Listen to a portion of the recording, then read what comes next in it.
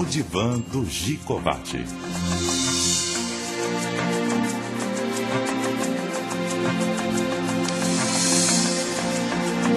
Está no ar, no divã do Gicovati. Como sempre, no início eu vou falar sobre um tema que eu escolho e que tem a ver com reflexões que eu considero relevantes para a época em que nós estamos, né? Vou falar um pouco sobre a escolha de profissão e sobre a questão da vocação.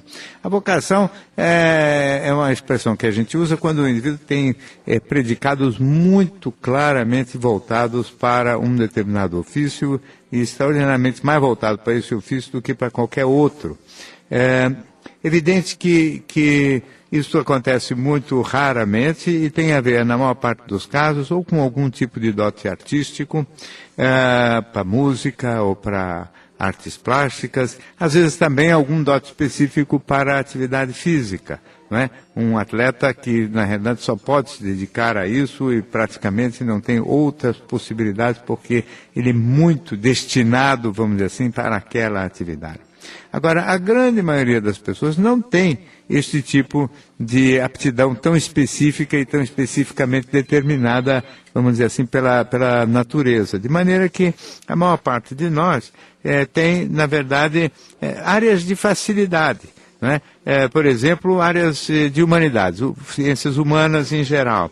E áreas de dificuldade ou de facilidade, como, por exemplo, também matemática, quer dizer, áreas de exatas, desenho manual, etc., que podem ser facilidades ou dificuldades. É evidente que qualquer pessoa sensata deve escolher uma área na qual ele tem facilidade de trânsito para se determinar ou para se definir profissionalmente, porque você caminhar numa direção onde existam as dificuldades práticas de todo o tipo, não tem a menor chance de você se dar bem no futuro. Então, definitivamente, a melhor coisa seria buscar uma área de facilidade e que dentro dessa área de facilidade também não tem nada de grave a pessoa buscar opções de ordem prática, quer dizer, se o indivíduo tem algum tipo de parente ou oportunidade de trabalho numa área específica, por exemplo, num indivíduo que tem a ver com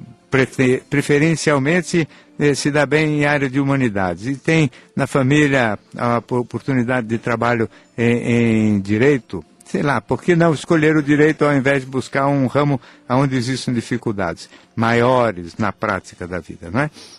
Na prática, hoje, o número de oportunidades consistentes de trabalho e de futura carreira prazerosa é muito pequeno, de maneira que o indivíduo tem que se focar bastante naquilo que seriam as suas opções e possibilidades concretas, tanto de facilidades quanto de opções de ordem prática, né? Quanto mais a gente conhece de um determinado assunto, mesmo que no início a gente tenha uma certa dificuldade, na medida que vai conhecendo, vai gostando cada vez mais daquele assunto. Essa ideia que os jovens têm de que precisam adorar o assunto, amar profundamente o ramo para poder se dedicar a ele, é uma ideia um pouco romântica, porque a gente, mesmo quem escolhe por muito a uma determinada profissão, vai ter várias horas em que aquilo vai ser chato, vai ser maçante, vai dar vontade de desistir. Quer dizer, a persistência e a determinação são parte fundamental de qualquer caminho profissional e as decepções e desilusões e a necessidade de a gente se aguentar numa hora de aperto vai aparecer mesmo quando a gente escolheu a profissão com mau gosto, porque a gente escolhe com gosto, mas todas as profissões, além do gosto pelo ofício em si, envolve vários outros aspectos, às vezes mais complicados, que sejam relação com chefia, relação com a questão do dinheiro, perda de possibilidades de trabalho, ser demitido, enfim, várias coisas que envolvem o trabalho, que não é apenas um local onde a gente pensa na vocação, no gosto e nos prazeres que a gente possa extrair. Além disso, tem toda uma questão prática que muitas vezes decepciona, e aí quem aguentar o momento de decepção volta a ter outros momentos de gosto na fase seguinte. Então, a profissão tem que ser escolhida de acordo com as facilidades da gente e ela tem que ser mantida na base da disciplina, determinação e grande persistência. Muito bem. Vamos então, primeiro ouvinte no telefone, seu nome, por favor? Roberto Clemente. Pois não, Roberto. Boa noite, doutor Flávio Gicovati. Boa noite. Então eu queria fazer uma pergunta ao senhor. Pois não. Eu tenho um problema muito sério. Eu tenho um filho que está com 35 anos e ele está sempre de mau humor, sempre agressivo. Ele xinga todos os familiares, pai, mãe, irmãs.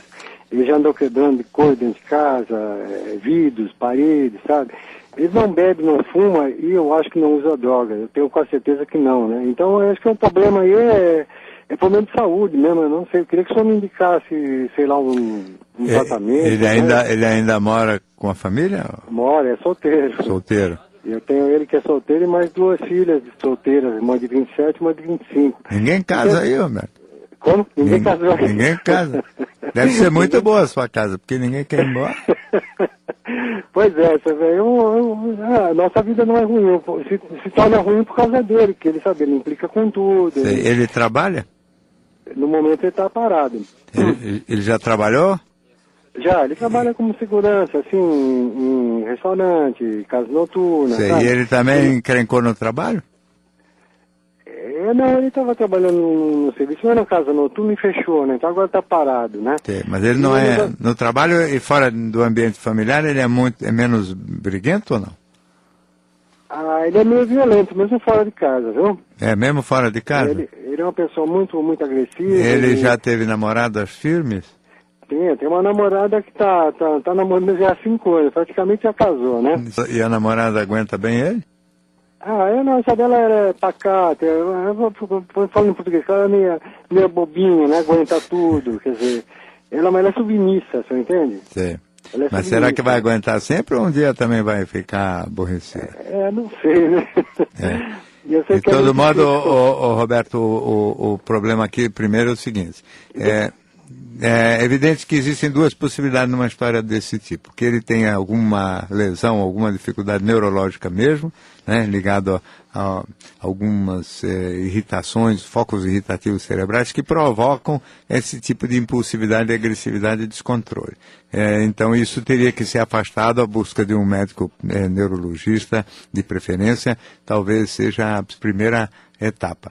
Depois disso, a segunda etapa seria verificar se não é o caso dele ter aí um tipo de imaturidade, quer dizer, do tipo que não tolera bem frustração e contrariedade, ou seja, como se fosse uma criança mimada que não pode ser contrariada. Sempre que as coisas não saem do jeito que ele quer, então ele reage explosivamente e agressivo, mesmo sem isso ter muito fundamento. Então eu penso que essas são as 2 possibilidades, quer dizer, que ele tenha algum tipo de lesão, lesão não, quer dizer, um foco irritativo cerebral, em geral, para esse tipo de agressividade na região temporal esquerda, ou então alguma coisa relacionada com uma imaturidade emocional, e aí talvez o tratamento psicológico fosse absolutamente necessário, apesar de que não é fácil tratar esse tipo de pessoa, porque eles, quando contrariados também pelo médico ou pelo profissional de psicologia, também costumam reagir, vamos dizer assim, se afastando do próprio tratamento. Mas, de todo modo, vale a tentativa. Primeiro um neurologista, depois uma ajuda psicológica. Muito obrigado pelo seu telefonema. Temos agora mais um ouvinte. Seu nome, por favor? É José. Pois não, José. Escuta, doutor, uma pergunta. Eu, na verdade, sinto uma leve depressão, além de ter o TOC, né, o transtorno obsessivo compulsivo. É forte o seu toque?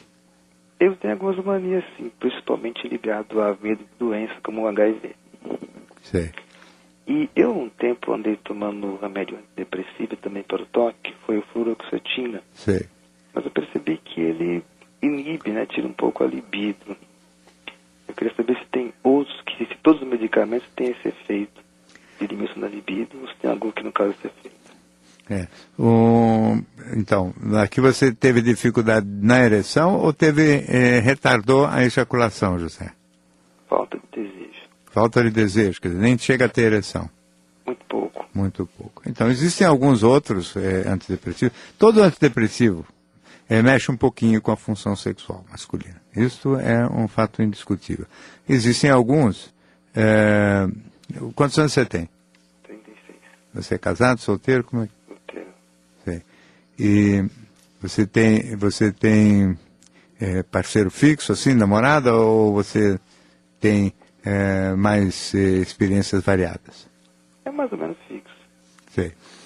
E esse medo do HIV sempre te acompanhou faz tempo? Se agravou. Agravou? Sei. É um medo meio irracional. Né? Irracional, não tem nenhuma razão para isso? Não. Sei. Então, e esse quadro depressivo, ele é constante ou ele vai e vem? Ele é leve, não é aquele agudo, né? Mas ele atrapalha no dia a dia. Ele é uma depressão leve, mas... Permanente. É permanente. Permanente. E o transtorno de obsessivo, você tem muitos tipos de manias ou sempre as mesmas? Lavar sempre as mãos, não como nada que os outros me dão. Sei. Entendeu? Essas manias, assim, não consigo assim, ficar sem lavar a mão assim, umas 3 vezes antes de me alimentar, entendeu? 3 vezes seguido. Para tomar banho também tem um ritual muito complicado ou não? Para tomar banho, não. Se alguém vem e me beija, eu fico meio assim, tenho que ir lavar o rosto. Sei. Mesmo beijando no rosto, alguma vez no trabalho. Mesmo beijando no rosto? Tá bom. Então, o José, tem outros medicamentos, sim, porque aqui, na verdade, é o seguinte, para esse tipo de depressão e para principalmente para o toque, e para você conseguir se livrar um pouco disso, a conduta ideal de tratamento é sempre uma associação de algum tipo de medicação com psicoterapia, não é? Trabalho psicológico para ver se consegue resolver um pouco, quer dizer, conversando um pouco, ver se consegue montar uma estratégia de você enfrentar esses medos e parar de sofrer tanto com eles. A parte medicamentosa, eu acho que existem outros remédios, por exemplo, sei lá, uns mais antigos, que são um deles seria o anafranil, por exemplo, que é um medicamento que é eficiente para o toque, ele é um antidepressivo também eficaz, e ele retarda a ejaculação, mas não costuma diminuir ou fazer desaparecer o desejo. Precisa ver se o desejo está diminuído por causa do medo da doença do HIV ou se a depressão, se o desejo está diminuído por causa do efeito do remédio só. Não é? Ou a soma das duas coisas também. Então, definitivamente, cabe tentar outro tipo de remédio até você encontrar algum que se satisfaça no sentido de diminuir a ansiedade, reduzir um pouquinho a depressão, melhorar os sintomas relacionados com o transtorno obsessivo e mexer o mínimo possível com a função sexual. Se esse que eu falei não funcionar, tem que buscar outros remédios, até você conseguir o máximo de resultado positivo com o mínimo de efeito colateral desagradável. Definitivamente é um remédio que é eficaz para o toque e para a depressão, do tipo da sua. Todos eles têm algum prejuízo na função sexual. Mas no retarda só a ejaculação, as pessoas não costumam, a maior parte dos homens não costuma se queixar, porque eles acham isso uma grande conquista. Nem sei se é tanto, porque às vezes depois você pode ficar até meio cansado, mas de todo modo pode não atrapalhar tanto a sua vida. De todo modo, muito obrigado pela sua participação. Temos mais um ouvinte no telefone. Seu nome, por favor? Manuel. Pois não, Manuel. Boa noite. Boa noite. Eu não sei se seria estar bem dentro do assunto, que você está falando sobre emprego, sobre oportunidade. Não, aqui não tem assunto, não. Todos os assuntos interessam. Quer dizer, eu sou comerciante, e eu tenho 42 anos, né, e desde os meus que trabalhei com comércio, mas eu nunca consigo me fixar numa atividade só. Por exemplo, eu começo a trabalhar, monto uma loja de alguma coisa, começo a trabalhar, passa 3, 4 anos, aí já começo a dar vontade de mudar de atividade. Nunca consegui parar aqui na atividade só. Mas, o Manuel, você se dá bem nas atividades? Assim, não consegui ficar rico, mas graças a Deus sempre... Não quebrou nem nada? Consegui me manter, né? Então você vai embora porque enjoa do assunto? Eu começo a enjoar do assunto e aí já aparece outra oportunidade, eu começo a pensar em outro tipo de comércio, né? Até um tempo eu falei, vou estudar, fiz a faculdade de informática, né? Que eu estava trabalhando na área de informática e aí, mesmo assim, não consegui me fixar, mudei, agora estou trabalhando com açougue, né? Uma coisa que não tem nada a ver com isso, né? E então... aí eu tô até me colocando assim, eu tenho que parar nisso aí, que eu tô há 3 meses já com açougue, né? Falei, vou ver se eu consigo parar agora, mas sempre me dá vontade já de montar outros comércios. Mas você vai montando novo e largando o velho ou vai juntando? Não, eu largo o velho e... Larga o velho e vende o velho e começa o novo? Então, eu acho isso aí, Manuel, uma coisa muito divertida se você quiser, muito interessante, mas na prática você acaba não indo até o fundo e aprofundando ao máximo quanto você poderia e acaba ficando só na parte mais difícil, que é de implantação do processo. Depois que você já sabe o mais difícil, que seria a hora em que você poderia aprimorar mais ainda, fazer detalhamento, fazer a sutileza, a parte mais sofisticada, que é aquilo que a gente vai aprimorando em cada dia depois que já conhece o básico, nesta hora parece que você já foi embora e você então acaba perdendo as melhores oportunidades. Aparentemente você vai trocando porque aparecem novas tentações, mas na prática eu tenho a impressão que você acaba se dispersando e não fazendo nada direito até o fim. Eu acho que se você ficasse, escolher um assunto, não estou dizendo que tem que ser o açougue porque está nele agora, mas se escolher um assunto, falar, esse é o último, eu vou ficar nele e eu vou me aprimorar cada vez mais, porque senão você também não sai, sabe, aquela coisa de ficar lendo o livro só até o primeiro capítulo, não vai para frente. Não completa, não faz tudo o que poderia fazer, fica meio disperso e não acho que isso aqui seja realmente vantajoso para você. De todo modo, pode ser até mais divertido, mas vantajoso não é, porque o bacana é quando a gente se aprofunda para valer e finalmente consegue até o fim tirar todo o suco mesmo de uma laranja, né? Muito obrigado pela sua participação. Temos aqui um e-mail da Célia, que nos escreveu o seguinte: Doutor, tenho 45 anos, moro com meus pais que já são idosos e passo por um momento de extrema aflição devido ao medo de perdê-los. Principalmente o receio de perder minha mãe, por quem tenho grande admiração.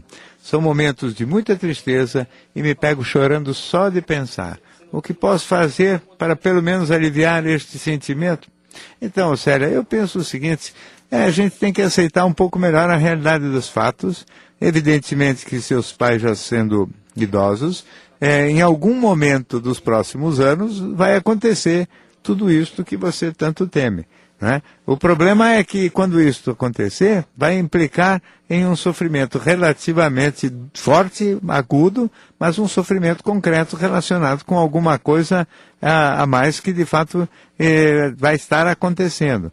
O problema é que hoje você está sofrendo, e por antecipação, sofrendo dramaticamente, sofrendo por imaginar a situação, e periga então de você ficar sofrendo a morte dos seus pais, ou da sua mãe em particular, por anos a fio, não é? E você, pode ser que ela, sei lá, tenha mais 10 anos de vida, e você vai ficar 10 anos sofrendo antecipadamente, todo dia imaginando que isso possa acontecer. Um pouco mais de docilidade, aceitar a vida como ela é. E esperar principalmente os fatos acontecerem, seria um grande progresso seu. Quer dizer, você poder viver a realidade em função das circunstâncias verdadeiras e não viver, vamos dizer, na base da expectativa negativa de alguma coisa que até provavelmente vai acontecer e você vai ter que passar por isso, mas não acho que deveria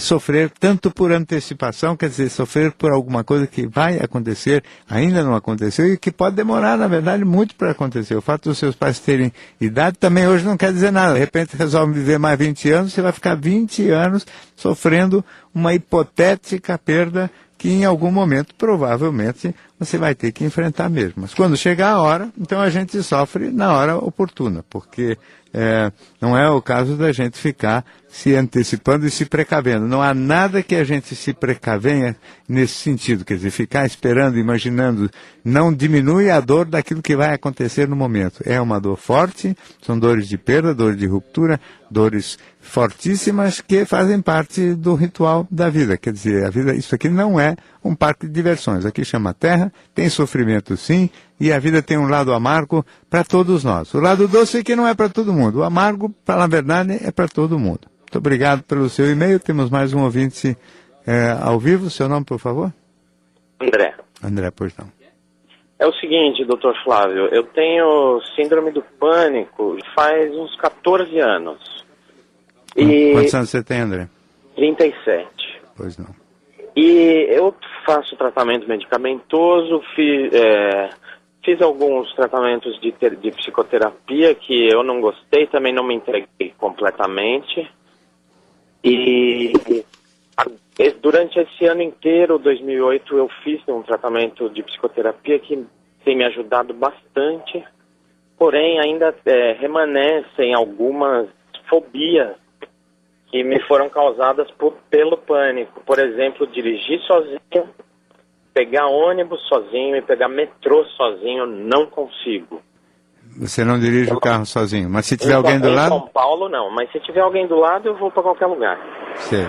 Quer dizer, ou no interior, assim, sem trânsito algum. Sim, mas quando tem no trânsito, o medo qual é? De passar mal e não ter ninguém para te socorrer? Passar mal e não ter ninguém para me socorrer. Sim. E a Eu mesma... talvez o senhor... Que tipo de terapia seria mais indicada, fora a psicoterapia normal, que vai tratar as questões de fundo, né? Se tem mais alguma, mais específica para as fobias? Sim, tem sim. Mas o André, me diga uma coisa, que você toma antidepressivo ainda? Tomo, vem Lafaxina hoje em dia. Quantos miligramas? Estou tomando 75 ainda. Sim. Provavelmente vou aumentar. Sim. Então, eu acho o seguinte, o uso de medicação antidepressiva ajuda a diminuir o pânico. E é engraçado, porque se você resolver enfrentar, sabe que todo medo a gente só cura enfrentando, né? Sem dúvida alguma. Então, o problema é o seguinte, você tendo vamos dizer, fazendo o uso do antidepressivo e ganhando confiança no antidepressivo e ganhando um pouco de confiança também na sua saúde física, né? Isso se consegue, por exemplo, com uma boa alimentação, com atividade física. Você faz esporte? Faz uns 8 anos que não. Então, isso aqui, por exemplo, você sabe que uma época, quando eu tinha uma fobia muito grande de avião, o meu medo já não era mais que o avião caísse. O meu medo era de eu ter um infarto dentro do avião, né, de medo. O que... Hein? E ninguém poder socorrer o senhor. Não, mas não é nem questão de socorrer, não. Infarto já morria de uma vez, não dava para socorrer. Entendi. Então, pelo menos na minha cabeça. Então, o problema não era esse. O problema é que eu resolvi, então, começar a fazer exercício físico, fazer corrida, exercício aeróbico, e eu comecei a ganhar autoconfiança. Achei que o meu coração não estava tão fraquinho assim que estava já para pifar, entendeu? Então, aí, eu resolvi enfrentar.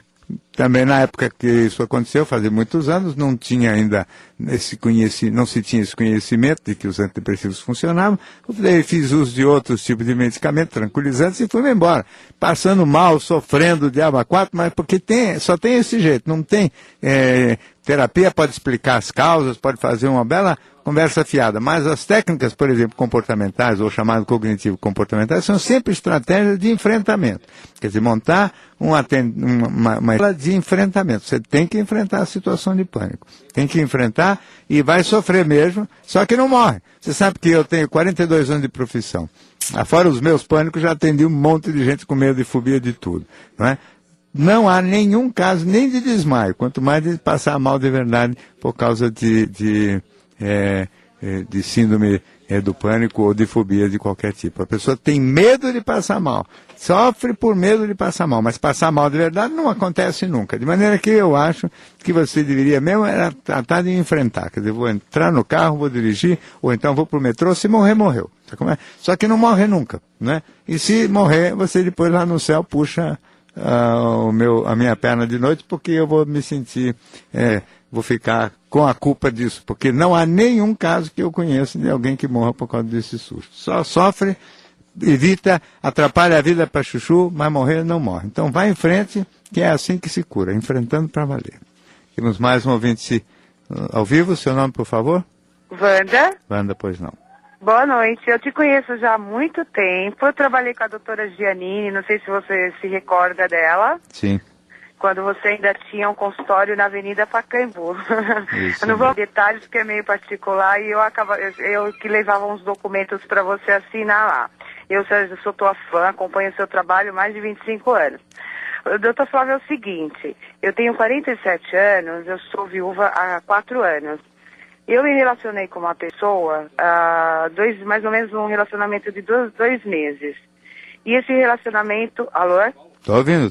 Tá. E esse relacionamento foi assim, aconteceu tudo muito rápido. Muito rápido, eu conheci filhas, eu já estava frequentando casa, já estava indo ao mercado. E assim, eu acabei me apaixonando muito rápido por essa pessoa. E de repente a coisa virou, do mesmo jeito que começou rápido, terminou rápido. E assim, até hoje eu tento buscar uma explicação, não consigo nenhuma explicação. Ele falou pra mim que não conseguiu se apegar à minha pessoa, né? Mas assim, eu estava sempre ali presente, ele sempre com muito carinho, tudo. E assim, eu tô entrando num começo de depressão, assim, eu tô muito mal, entendeu? Quanto tempo faz que terminou a relação? Um mês e alguma coisa, um mês e uns dias. Sei. E aí de lá pra cá ele sumiu mesmo? Não, assim, a gente, na verdade eu acabo, de vez em quando, ainda conversando com ele por telefone, ele me atende bem. Mas você que procura? Não, ele não me procura. Você que procura? Eu que acabo procurando. Ou às vezes quando eu tô indo trabalhar, a gente se encontra, ele me dá uma carona. Sim. E assim, eu sei que ele tem vários problemas também, né? Com filha, que ele não aceita o relacionamento da filha com o filho, com o rapaz. Ele não é comprometido, não tem? Não, ele é viúvo também. Ele é viúvo também. Quantos anos ele tem, Wanda? 52 anos. Talvez ele não esteja com a mesma disposição que você para se comprometer, né? Quanto tempo ele é viúvo? Acho que é uns 3 anos e alguns meses. Então, às vezes o que acontece e que, portanto, é triste mesmo, é motivo de depressão, se você quiser ficar deprimida, mas não tem muito jeito, é que a pessoa está num momento de vida e com um projeto pessoal diferente daquele que seria o seu, né? Então você teria que ter paciência e tolerância para aceitar o fato de que nem sempre quando a gente quer um determinado relacionamento, ele vai se transformar em realidade, porque existe a outra pessoa, a outra parte, e se de repente o momento não é um momento idêntico para ele, né, para este senhor, evidentemente, então você ficou numa situação complicada, porque você já se envolveu e esse envolvimento não encontrou, vamos dizer assim, a partida da parte dele. Ele evidentemente pode não ter achado tanta graça em você quanto você achou nele, ou realmente ter lá como os motivos que têm a ver com o fato de que ele está numa outra disposição em relação a qualquer tipo de envolvimento mais profundo. A impressão que dá é que ele vinha esquentando, vinha aprofundando, deixando a coisa andar, aproximando filhos, o diabo, e de repente deu uma marcha ré, o que indica que a disposição dele indica não tanto falta de entusiasmo de achar graça em você, mas que a disposição dele para um compromisso mais sério, mais para valer, não é tão forte quanto o seu. Por mais triste que isso seja, você tem que aceitar, porque afinal de contas, como se diz, quando um não quer, os dois não podem brigar, não é? E nem brigar e nem namorar. Se um não quer, os dois não namoram também, quer dizer, e aqui não cabe ficar insistindo, nem ir atrás, nem forçando a barra. Cabe a você, se quiser ser razoável, se afastar o mais radicalmente possível dessa história, não alimentar nenhum tipo de esperança, nem ilusão, nem nada, e ir atrás firmemente de buscar um caminho que seja novo e que seja mais rico, mais interessante para você. Essa intensa que a gente tem em função do sentimento amoroso, quando a gente ama, achar que porque ama tem que lutar muito para fazer valer esse sentimento, porque senão o sentimento parece que e a gente fica muito entristecido de ver o sentimento não se transformar em fato, é uma coisa que a gente talvez deveria pensar um pouco mais seriamente, porque o amor não é vamos dizer, um sentimento e uma emoção que justifica renúncias, sacrifício e principalmente não justifica humilhações, né? Se a gente não vê contrapartida, não vê que o outro está na mesma situação que a gente tem obrigação de dar marcha ré o mais rápido possível para que o sofrimento de todo mundo seja o menor de todos. Muito obrigado pelo seu telefonema. E temos aqui um e-mail do Tiago, que escreveu para nós o seguinte: Dr. Gicovati, namoro há 2 anos e moramos juntos há 1. Sempre tivemos discussões, pois ambos são teimosos. Mas sempre que batemos de frente, minha namorada usa ataques pessoais, menciona coisas que não têm nada a ver com o problema discutido e se faz de vítima, para não aceitar o que está errada, nunca aceita que está errado. Ultimamente, ela me culpa por tudo o que acontece. Eu a amo e a ajudei a superar alguns complexos que tinha. Porém, agora, as coisas estão cada vez piores. Todo dia uma discussão nova sobre questões banais. Sei que minha namorada tem baixa autoestima e tento fazer de tudo para ajudá-la. Estou tentando relevar as coisas que ela diz e ficar quieto para não criar problemas, mas não aguento mais a situação. O que fazer? Bem, Tiago, a minha posição é rigorosamente oposta à sua. Eu acho que não há nada mais errado do que você ficar quieto e tentar relevar. Porque quanto mais você fizer isso, mais ela vai ficar irritada, mais ela vai reagir, criando constantes e progressivos problemas e dificuldades. A postura correta é definitivamente a oposta. Se ela está tendo esse comportamento, que pelo que eu entendo está piorando, quer dizer, ela sente que você a ama, que você tem essa boa disposição para ajudar ela a superar as dificuldades dela, os complexos dela, e parece que isso não está fazendo bem. A sua boa vontade para ajudá-la não está fazendo bem. Que tal você imaginar o inverso? Quer dizer, que essa atitude de ajudar ou de tentar contribuir para que ela progrida, está no fundo está causando nela uma sensação de inferioridade, uma sensação de hostilidade contra você, está provocando sentimentos negativos da parte dela. Então, a gente ajuda e muitas vezes isso provoca no outro, mais do que tudo, a inveja, o desconforto, a humilhação, ao invés de provocar gratidão ou mesmo sentimentos positivos que seriam aqueles que você gostaria que acontecesse. Então, a política adequada é exatamente a política oposta, ou seja, não tolerar coisas indevidas, não se preocupar com a questão da baixa autoestima dela, como sendo um problema que você tem que fazer de tudo para ajudá-la. A baixa autoestima dela é problema dela e ela tem que dar solução para isso. E ao contrário, ela tinha que ficar um pouco mais ciente e consciente de que se ela não se comportar de uma maneira adequada, provavelmente vai chegar uma hora em que você não vai ter mais paciência e vai acabar preferindo se separar dela. Se ela tiver um pouco mais clara esta consciência, talvez isso vai ajudá-la a crescer muito mais do que você, a sua boa vontade, a sua disponibilidade e a sua disposição positiva o tempo todo em relação a ela. Toda essa sua atitude positiva só tem contribuído, parece, para a piora dela. Então eu acho que está mais do que óbvio que neste momento o que você deveria fazer mesmo é exatamente o movimento na direção oposta, ou seja, calmamente, mas firmemente, se colocar do tipo seguinte: não vou ajudar mais, se você quiser, você se vira, você está me devendo atenções, carinhos e cuidados proporcionais àqueles que eu dou, ou nós vamos ter uma relação de troca e ou então nada feito. Essa de você ficar sendo o generoso, aquele que dá, se dedica e cuida. E ela cada vez mais egoísta, cada vez mais irritadista, cada vez mais com baixa autoestima e cada vez mais agressiva e invejosa contra você, isto realmente vai acabar terminando mal. Então eu sugiro que você acorde e mais ou menos rapidamente pare de fazer aquilo que você está fazendo e que está provocando piora nela. O resultado é a coisa mais importante que existe nas ações. Então, se o resultado é negativo, tem que mudar o comportamento. Muito obrigado pelo seu e-mail. Tem mais um ouvinte no telefone, seu nome, por favor?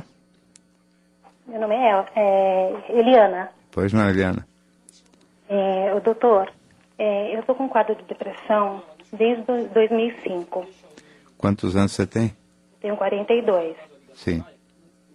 Eu tenho um processo, assim, na minha vida, né? Eu perdi meu irmão com 15 anos, ele tinha esquizofrenia. E daí ele acabou perdendo a vida numa das altas que ele teve na minha casa, pegou fogo, né? E ele teve esquizofrenia, morreu asfixiado. Sei. E isso acho que me abalou bastante, mas, enfim, eu dei andamento à minha vida, né? E depois casei, muito nova, né? Casei com 19 anos, 14 anos casada. Daí, nesse meio tempo, eu tive, assim, perdas, né? Gravidez, aborto, né? Espontâneo 2 vezes. Depois tive uma gravidez tubária. E depois eu tive problema de relacionamento, foi esfriando o relacionamento, me separei, eu que tomei a decisão, né? Eu achava que também ele não estava mais afim. E comecei, trabalhava, né? E o emprego ele começou a ser assim, minha motivação. Né? Eu me separei, mas era a minha motivação para estar continuando, né? Daí tive alguns problemas na empresa, mas em 2005 em 2006 eu perdi minha mãe, em janeiro. 2006 perdeu? 2006 eu perdi minha mãe. Ah, sim. Né? E eu estava também com muito medo de perdê-los, né? Porque assim, minha mãe ela tinha pressão alta. Sei. Meu pai. E antes de acontecer tudo isso, eu ficava muito assim, apreensiva e controlando para que isso não acontecesse, o que aconteceu, né? Sim. Aí meu pai em dezembro acabou caindo, quebrou o maxilar, e em dezembro ela faleceu. Eu já estava num relacionamento, morando com uma pessoa já há 1 ano, e depois de uns 3 meses que minha mãe faleceu, eu descobri que ele estava assim, ele usava uma droga leve, mas usava, né? Então a decepção foi muito grande, e eu acabei também rompendo esse relacionamento, foi difícil, porque ele não queria. E daí deu assim um início a um processo de depressão que foi ficando mais forte a cada dia. Sim. E você tomou alguma providência nessa depressão? Então, em 2005, antes da minha mãe falecer, eu fui no cardiologista, no COR, e ele pediu para eu estar tomando um medicamento, né, que é o fluoxetina, né? Sim. Comecei a tomar, mas assim, depois eu parei. Eu parei de tomar. Durante o uso da fluoxetina melhorou? Ele me deu mais, assim, ele falou que eu estava com depressão, mas eu falava que eu não estava. Sim, mas você melhorou ou não melhorou, independentemente do nome do cocetinho? Mais ou menos, mais ou menos. Mas quando em janeiro agravou a situação por causa da minha mãe, né, eu voltei e ele falou assim, você vai ter que estar procurando um psiquiatra. Eu procurei e ela começou a aumentar as doses. Sim. Aumentou muito, né. Daí eu fiquei insegura e mudei de médico. Sim. Aí um outro médico pegou e me passou o Lexapro. Sim. Eu comecei a tomar e comecei a engordar. O outro emagreceu. Sim. Começou a engordar. Eu falei para ela que não estava me sentindo bem, que não estava adiantando. Daí ela me passou sertralina. Começou com 50 miligramas, depois foi para 100, 150. E eu comecei a sentir que o similar do genérico não me dava muito, deu uma alteração. Parece que o genérico, primeiro eu comecei com o similar, depois o genérico, parece que eu me senti melhor. Daí eu comecei a estudar, né, para ver qual a diferença do similar, do genérico e do referencial, né. Daí ela falou, vou aumentar para 200 miligramas. Daí eu falei, não, doutora, aumentar mais ainda, né. A senhora não quer que eu tomo o de referência? Daí comecei a tomar o de referência, mas comigo também não tinha aquela empatia, assim, eu normal com ela, mas ela parece que ela se irritava, ela ficava muito irritada porque eu entrava muito em benefício, né? Eu fiquei 1 ano em benefício. Enfim, mudei de médico também, mudei novamente, fui a nutricionista, comecei a ter dores assim, enormes na articulação, muitas dores nas pernas, eu ainda tenho dores. Mas Eliana, e agora você está como? Está tomando remédio ou não? Hoje eu estou tomando remédio. Qual? Tomando sertralina. Sim. 37,5, eu tomo 3 vezes por dia. Sim. Tá melhor? Olha, eu estava bem melhor, né? Mas assim, eu voltei a trabalhar agora em fevereiro. E eu estava assim, o que me motivava bastante era a empresa, né? Mas assim, tive muitos problemas na empresa, assim, de ordem assim, com chefia, porque eu acabo Sim, mas me empolgando e parece que incomoda isso muito. Sim. Recentemente, 1 mês atrás, eu tive um problema, mudei de área e eles deturparam tudo. Eu falei, eu queria estar melhorando o trabalho que eu faço, Sim. não chegou muito bem. E eu acabei pegando 15 dias, porque eu só chorava, e me deu eu regredi assim no tratamento, porque eu estava bem melhor para levantar, aquele desânimo estava melhorando. Sim, eu entendi, Eliana. Então, mas essas oscilações, quando acontecem em fatos concretos, ela é mais ou menos comum. Você deveria insistir primeiro na medicação e também ver se consegue pensar num tratamento psicológico para que você possa ficar um pouco mais firme, um pouco mais forte e um pouco mais competente para aguentar as adversidades da vida, porque elas vão continuar a existir apesar de todas as suas, de toda a medicação. Mesmo com toda a medicação, a adversidade vai continuar a existir e, pelo jeito, você está muito fragilizada para as adversidades. Cada vez que acontece uma coisa ruim, despenca tudo outra vez. A medicação é essa mesmo e eu acho que você tem que arrumar um jeito de se fortalecer um pouco mais também do ponto de vista psicológico. Muito obrigado pela sua participação. Temos mais um ouvinte ao vivo. Seu nome, por favor? Alô? Oi. Pois não. Meu nome é Ju. Pois não. Eu tenho 33 anos. Eu estou casada há 5 anos. E faz alguns dias, alguns meses, poucos meses, uns 2 meses, eu percebo que meu marido, ele ficou muito diferente, ele está muito distante, né? E eu insistia, às vezes estava conversando com ele, falava, você me ama? Aí ele falava assim, amo. Eu falava assim, não parece, ficava nessa conversa. Mas, assim, isso me incomodava muito. Foi umas 2, 3 semanas, eu acabei apertando, assim, numa conversa que a gente teve, acabei apertando, assim, ele falou pra mim que ele tinha se envolvido com outra mulher. Sim. E eu fiquei muito mal, explodi na hora, falei um monte, fiquei péssima. Falei pra ele ir embora de casa, ou eu ir embora. A gente tem um filho de 4 anos. Sim. E fiquei péssima, né? Foi na noite e tal, e no outro dia eu não sabia o que a gente ia fazer, que atitude tomar. E aí fiquei mais calma. No outro dia pensei melhor, pensei no meu filho. Fiquei com medo de como educar esse menino sozinha. E pensei também que gosto dele, eu acho que a gente tem que tentar manter a nossa família acima de tudo. E eu tive essa conversa com ele, eu falei assim, eu acho que a gente devia, eu quero esquecer isso, eu te perdoo, e vamos tentar reconstruir nossa família. Me diga uma coisa, você acha que você contribuiu para que isso acontecesse também ou não? Acho que sim. Você foi sempre uma ótima esposa ou não? Não. Então, aí que eu digo que talvez a palavra certa não seja essa de perdoar, porque perdoar parece que existe uma superioridade sua e ele cometeu um grande crime. Se você fizer um raciocínio, hein? Para mim foi um grande crime. Bom, mas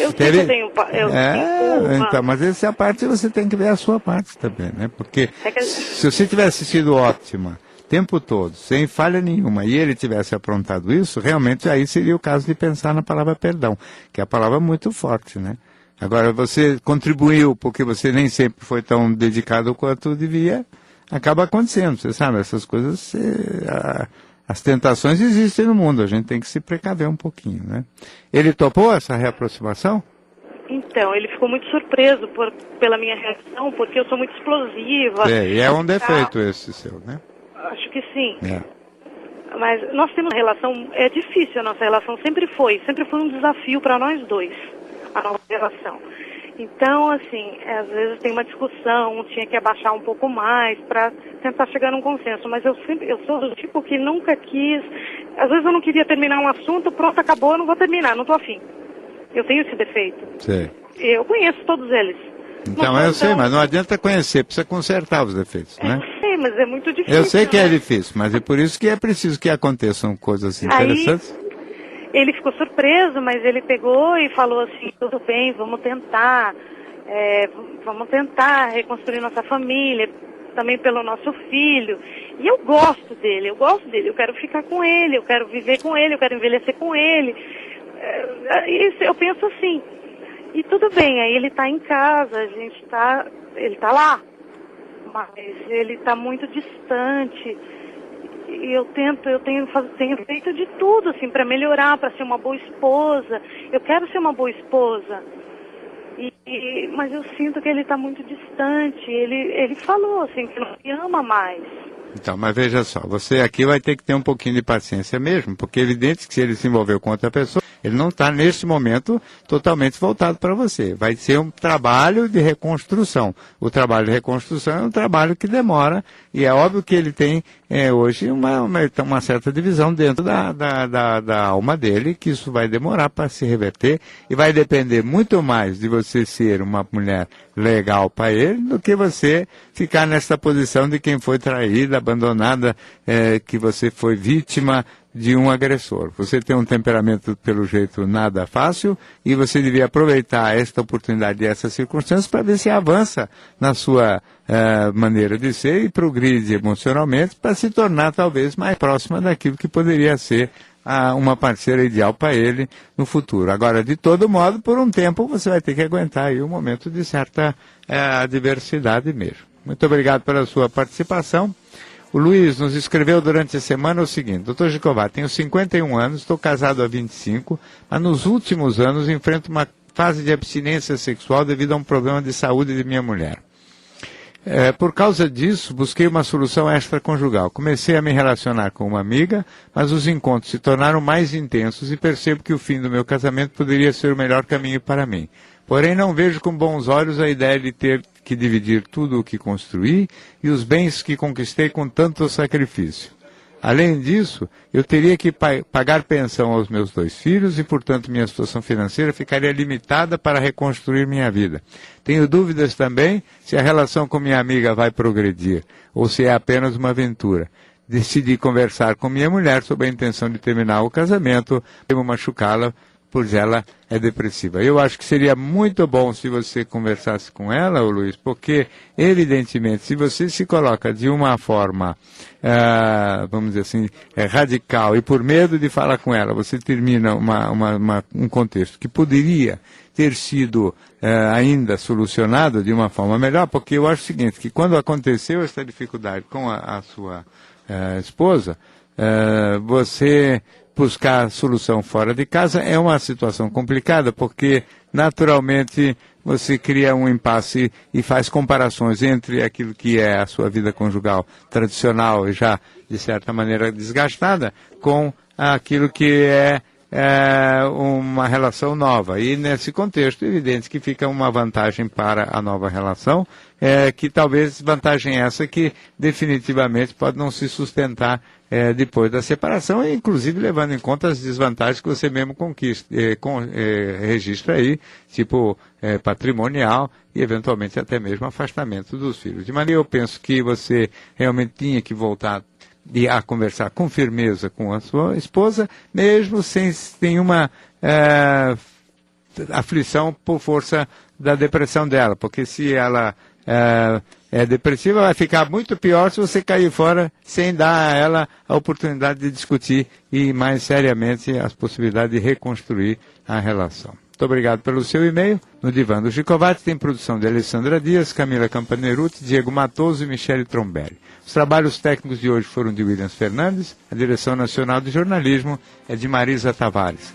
Boa noite.